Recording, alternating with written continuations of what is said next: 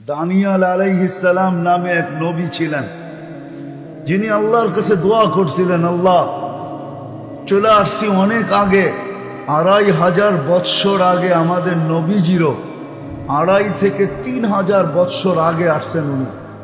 বলছে এত আগে চলে আসছি, ওই নবীর উম্মত হওয়ার তো সুযোগ নাই।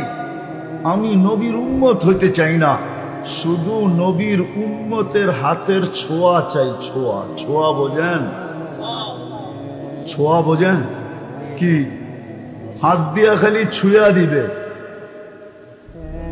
স্পর্শ করবে, ছোঁয়া চাই। আল্লাহ ওনাকে সুরক্ষিত রাখছেন।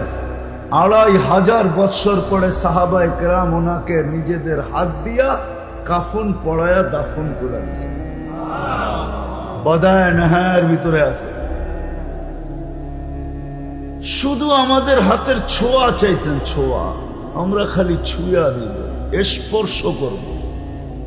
এই উম্মতের আল্লাহ জান্নাত যদি না দিতেন, তাহলে এই উম্মতের অন্তর্ভুক্ত আপনাকে আমাকে করতেন না।